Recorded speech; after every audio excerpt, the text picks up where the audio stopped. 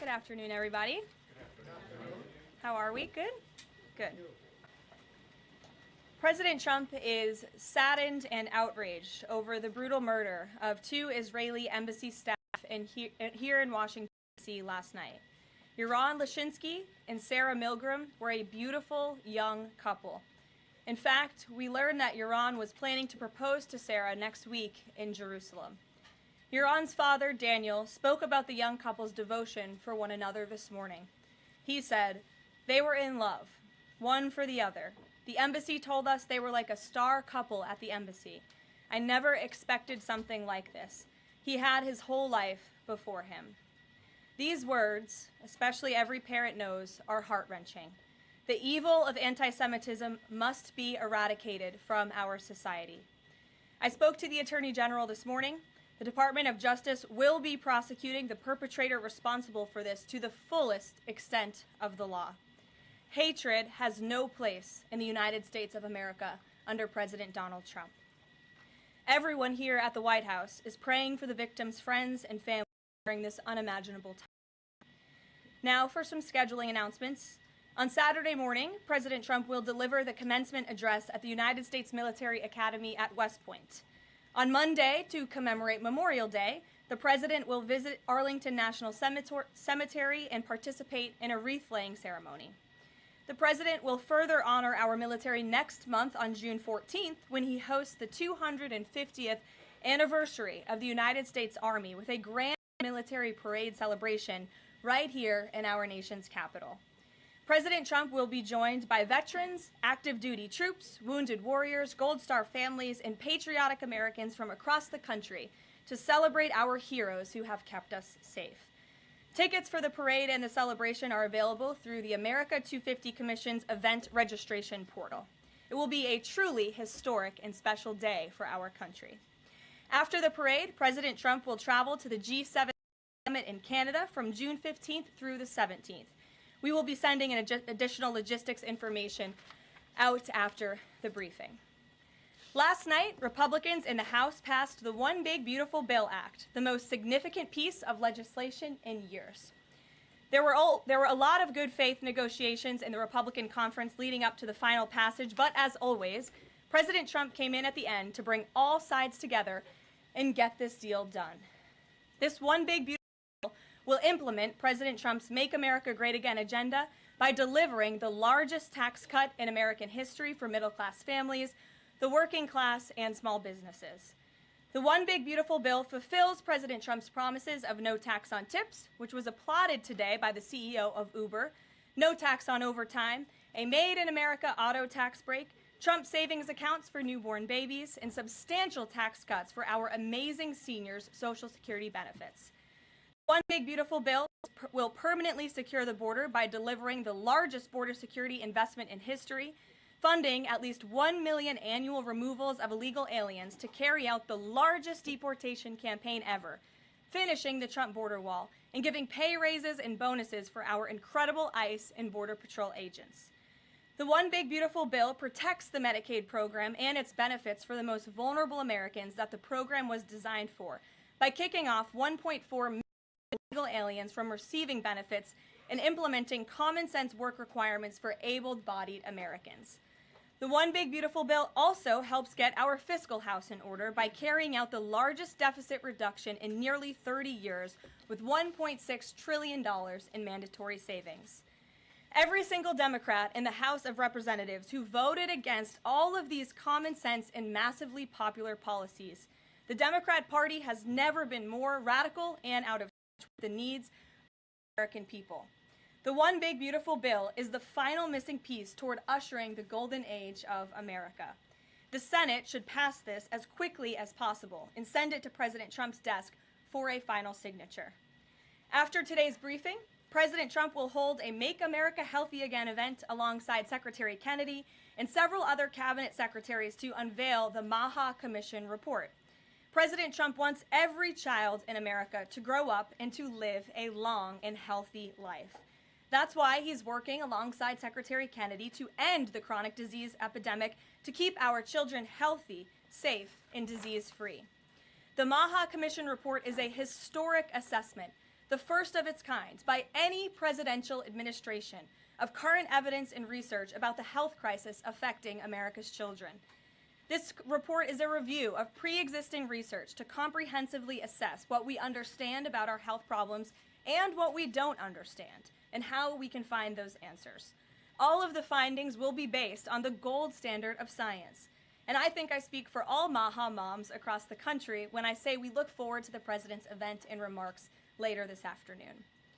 And as we head into the Memorial Day weekend, a quick update on gas prices. According to the fuel savings platform Gas Buddy, the national average price of gasoline is expected to be $3.08 on Memorial Day. We expect that to continue to decline because of the president's energy policies. But this is down from Memorial Day last year. And adjusted for inflation, it's the second cheapest price for a gallon of gas on Memorial Day since 2003, thanks to President Trump. And finally, in other news, the Department of Homeland Security conducted a deportation flight from Texas to remove vicious illegal criminals in the United States. All of these individuals were sent, or are trying to be sent, to a third country. And President Trump promised to get vicious illegal alien murderers, rapists, and pedophiles like these out of our country, and he is trying to deliver on this promise. But no matter how upset this makes Democrats, we will continue to deport these monsters to keep Americans safe. And here are the heinous individuals who were on that flight. A Cuban national, convicted of homicide, armed robbery, false impersonation of an official, kidnapping, and robbery. A Cuban national convicted of attempted first-degree murder with a weapon. A citizen of Laos convicted of first-degree murder and robbery. A Mexican national convicted of second-degree murder. A citizen of South Sudan convicted of robbery and the possession of a firearm. A citizen of Burma convicted of lascivious acts with a child less than 12 years old. A citizen of Burma convicted of first-degree sexual assault involving a victim mentally and physically capable of resisting. It's disgusting. And a Vietnamese national convicted of first-degree murder. Now, a liberal activist district court judge in the city of Boston, Massachusetts, is trying to force the President of the United States to bring these monsters back to our country. Judge Brian Murphy is ordering the Department of Homeland Security to give these illegal criminals 15 days to reopen their immigration cases with access to phones and attorneys. Every single one of these individuals, I will add, had final orders of removal from our country. And now Judge Murphy is forcing federal officials to remain in Djibouti for over 2 weeks, threatening our U.S. diplomatic relationships with countries around the world, and putting these agents' lives in danger by having to be with these illegal murderers, criminals, and rapists. This is completely absurd. Judge Brian Murphy is not the Secretary of State. He is not the Secretary of Defense or the Commander-in-Chief. He is a district court judge in Massachusetts. He cannot control the foreign policy or the national security of the United States of America, and to suggest otherwise is being completely absurd. According to new reporting about this judge, he's a registered Democrat in Massachusetts who during his Senate confirmation hearings failed to disclose his ties to a radical left-wing organization that claimed the word illegal to describe illegal aliens was inherently prejudicial. This massive judicial overreach by Judge Murphy is part of the same opposition our administration has faced since day one. Radical left-wing judges are egregiously trying to stop President Trump from using his core constitutional powers as head of the executive branch and commander-in-chief.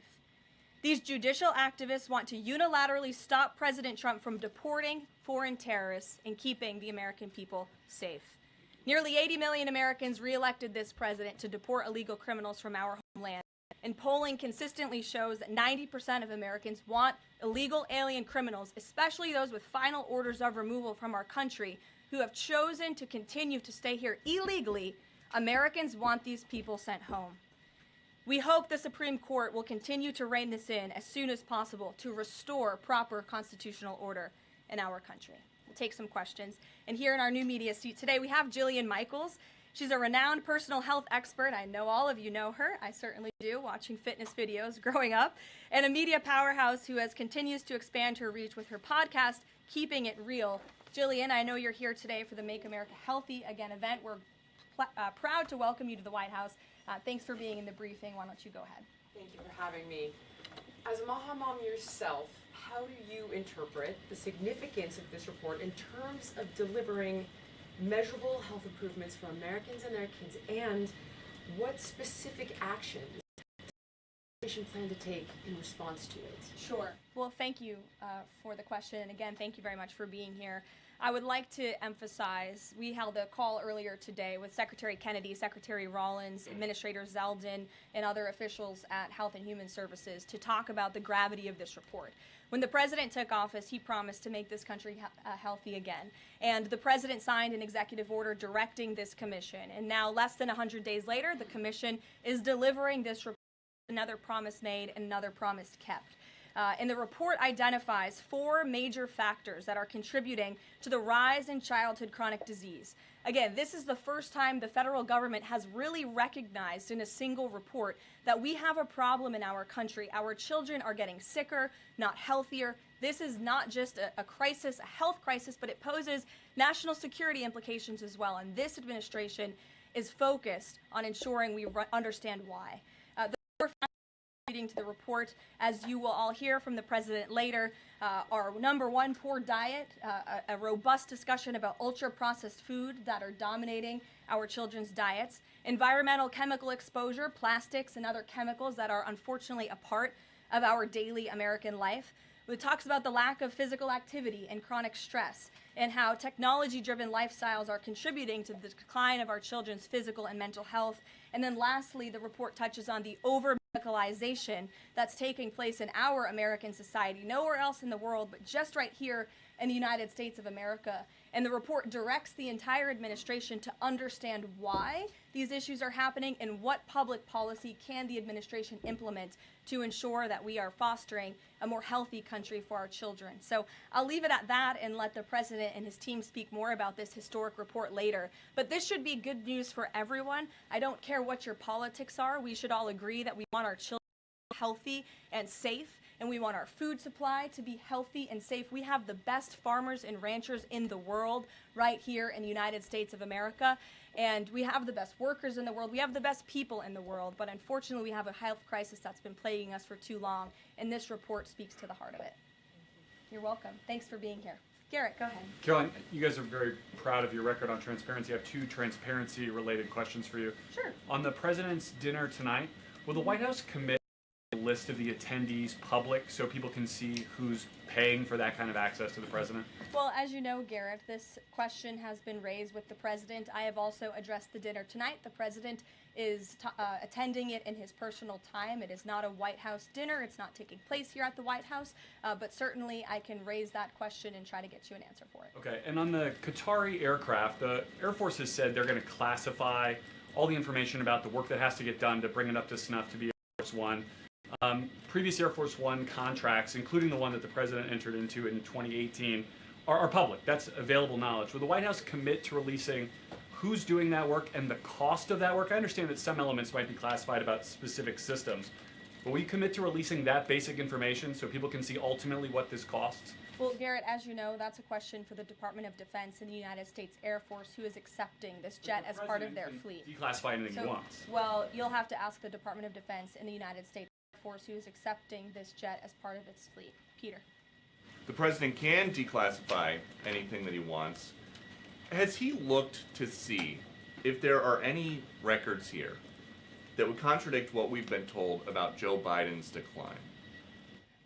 He has not directed anyone, to my knowledge, to look into that, but surely I can ask him if he intends to. I think the president has spoken on this pretty extensively, and I about it extensively from this podium as well, how it was truly one of the worst political scandals this country has ever seen, that the previous administration covered up the decline in the former president's mental and physical ability.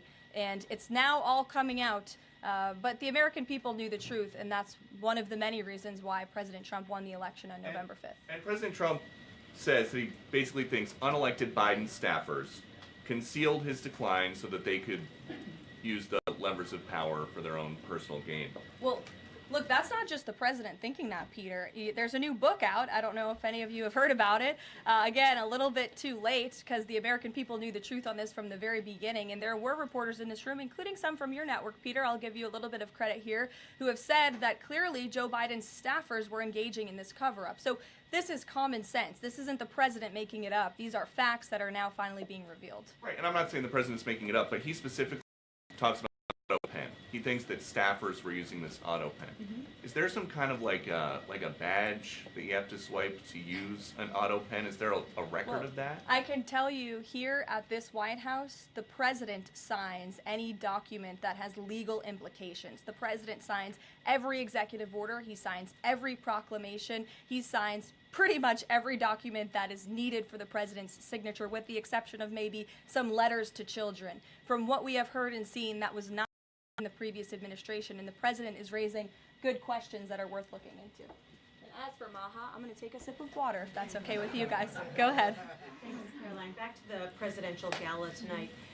Did anyone in the White House or in the White House counsel's office advise the president against holding this sweepstakes, whereby people who spent the most money on his Trump coin would then have access to the president at this dinner? Again, the president has been asked about this. He has addressed this. I have also stated previously from this podium that the president is abiding by all conflict of interest laws that are applicable to the president. And I think everybody, the American public, believe it's absurd for anyone to insinuate that this president is profiting off of the presidency. This president was incredibly successful before giving it all up to serve our country publicly. And not only has he lost wealth, but he also almost lost his life. He has sacrificed a lot to be here, and to otherwise is frankly completely absurd. Does the White House Libby, have go any ahead. concerns? The fifth round of nuclear talks between Iran and the U.S. is going to take place on Friday in Rome. What is the president anticipating ahead of that? And if a deal doesn't come from that meeting, is he going to walk away? Well, I'm glad you brought up Iran because I do have an update. The president spoke to Prime Minister Benjamin Netanyahu today. They had a productive discussion. They discussed many things, including, of course, the tragic shooting that took place here in Washington, D.C. last night. But they also did talk about a potential deal with Iran, which the president believes is moving along in the right direction. And as the president told me, and he's told all of you, this deal with Iran could end in two ways. It could end in a very positive diplomatic solution, or it could end in a very negative situation for Iran. So that's why these talks are taking place later this week. Yamish, good to see you. Hi, good. Thanks for taking the question. Sure. The president showed a video that he said showed more than 1,000 burial sites of white South Africans that he said were murdered. We know that that was not true and that the video wasn't showing that. So I wonder, why did the president choose What's to show not that? true, Yamish? It's not true that the video was showing a burial site. It is unsubstantiated that that's the case. No, it is true that that video showed the crosses that represent. Which is what the president claimed. The video showed images of crosses in South Africa about white farmers who have been killed and politically persecuted because of the color of their skin. The president And those claimed crosses that it are was showing a representing their burial lives. Those crosses are representing their lives in the fact that they are now dead and their government did nothing about it. If I could get Are to my you question. disputing that there's no... Disputing the fact that the video showed what the president claimed it showed, because it did not show that. But even more, what I'm asking you is who at the No, it White did House show that. It who showed at the white crosses representing people who have perished because of White racial House persecution. verifies the videos that the president shows, and what protocols are in place when there's unsubstantiated information being put out for What- the world and world leaders to Yamish, show? what's unsubstantiated about the video? The video shows crosses that represent the dead bodies of people who were racially persecuted by their government. In fact, the Associated Press, of all places, has a picture of that very monument, and the caption from the Associated Press is, "Each cross marks a white farmer who has been killed in a farm murder." That it So was it a is burial substantiated, site, but it's not just by that video and the physical evidence that everybody saw on display in the also by another outlet in this room, the Associated Press. So you should take it up with them if you believe the claim is unsubstantiated. And that's a ridiculous line of questioning. John, go ahead. Go ahead, Thank John. you, Caroline. The big, beautiful bill now goes to the Senate. Does, yes. A lot of the Republican senators have promised amendments that will water this thing down dramatically. What is the president's level of tolerance for their amendments to water it down, and what will be the action taken for some of the amendments that the president does not want? Sure. Well, the One Big Beautiful Bill is named the One Big Beautiful Bill for a reason, because it is a one big beautiful bill that encompasses just about everything this president could want for the American public. It delivers on so many of his core campaign promises. So surely we want to see those campaign promises signed into law. And as the president put in his Truth Social post this morning, he said to me, get this past the House for a couple of hours, but now it's time for the Senate to get to work. The president has great relationship with Senate Majority Leader Thune, and of course so many friends on the Senate side of the Hill, and he's expecting them to get busy on this bill and send it to his desk as soon as possible. Phil. Thank you. Given that the president said the other day the SALT cap, we don't want to benefit Democratic governors. If the Senate was to reduce that SALT cap or make any type of changes, would he support that, or is this a situation done is beautiful and he just wants to pass it? Well, look, it's a hypothetical question, obviously. Negotiations. Well, correct, and the bill passed, didn't it? So now it's off to the Senate where additional negotiations will take place, and we'll see how it goes. Michael. Thank you, Caroline. Two questions on the beautiful bill. One of the campaign promises from President Trump was no tax on Social Security. Now, due to congressional rules, that wasn't able to be included in this bill. How does the president plan to follow through on the campaign promise? Well, this bill did address for our seniors. It actually allows them to take off significant money from their Social Security payments, get more money back, I should say, put more money in their pockets for various reasons. So this bill delivers on that promise. That's the view of the White House. Secondly, you had two Republicans last night that voted against this bill, Congressman Massey and Davidson. Does the president think that they should be primaried?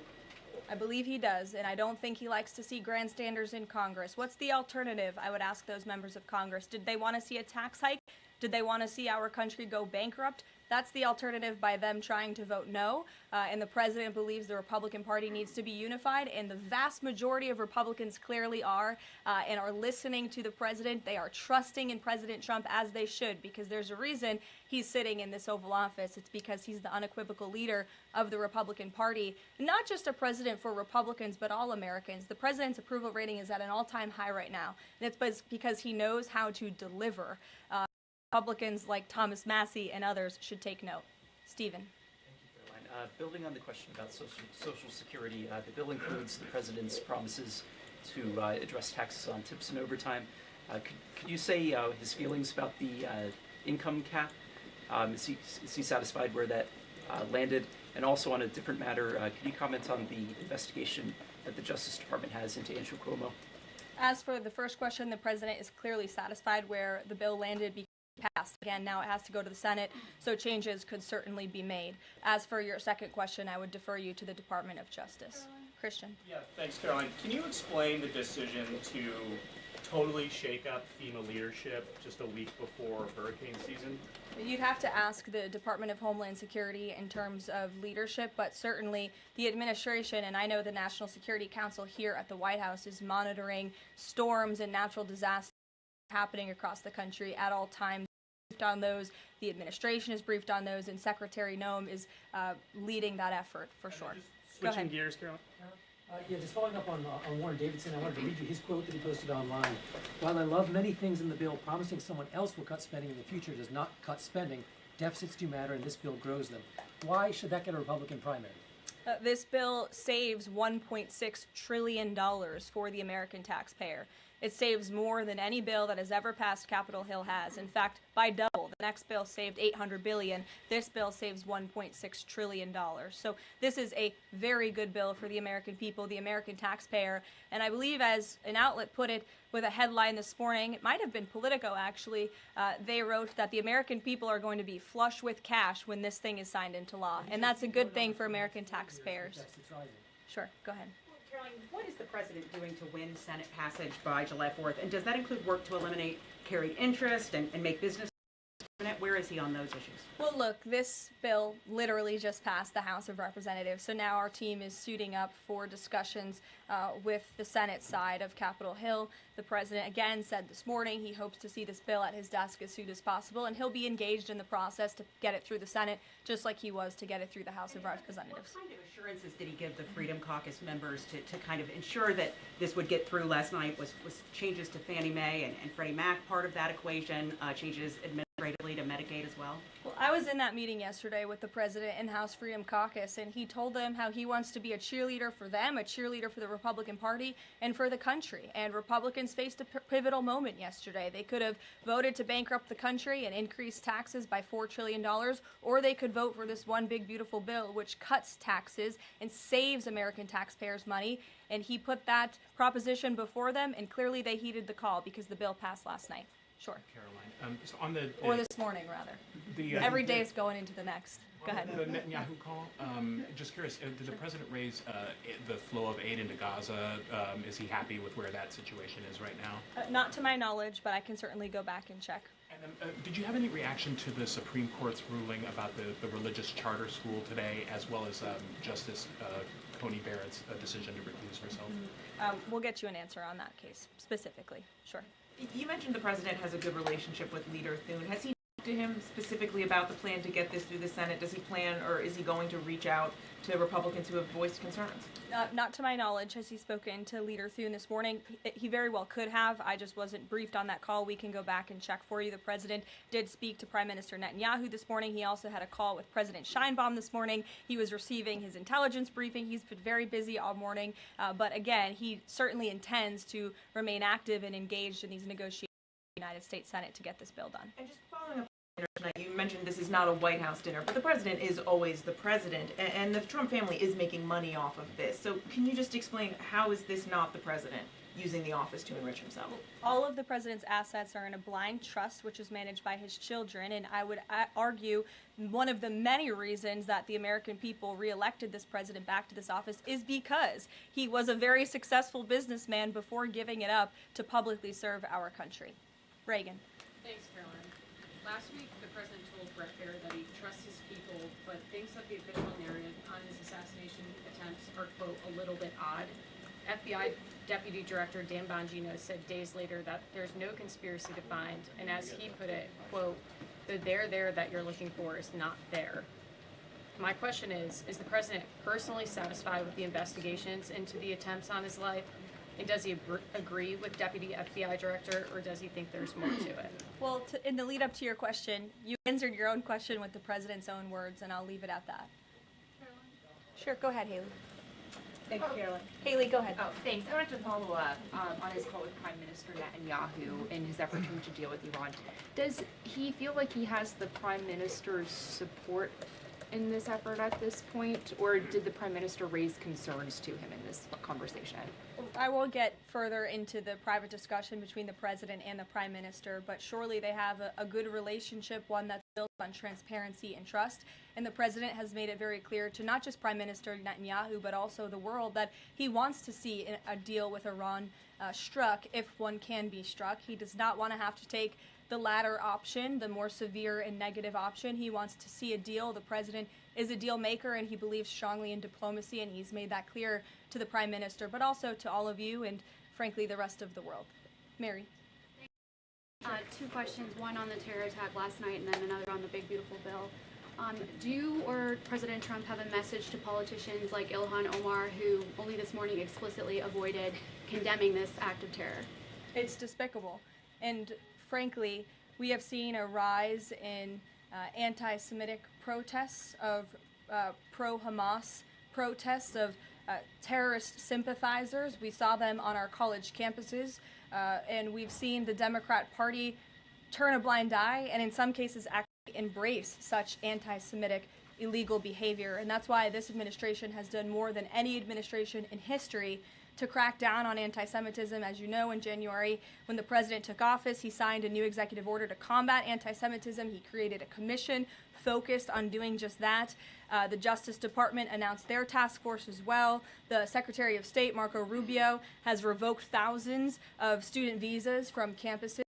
Pro-Hamas terrorist campus agitators and violent protests took place. And we've also withheld funding from those very campuses as well in an effort to combat anti-Semitism. So the president's made it very clear that such hatred will have no place in our country. Thank you. And then on the big beautiful bill, I know there's a provision that the House included that defunds Planned Parenthood, not only because of the fact that it's the nation's largest abortion provider, but also because it's, I think, the biggest distributor of transgender hormones right now, even to minors, according to Live Action. So we're committed to making sure that provision stays in the Senate.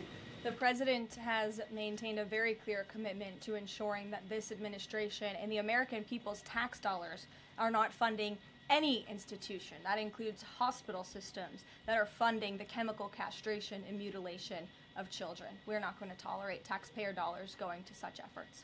Sure. Thanks, Caroline.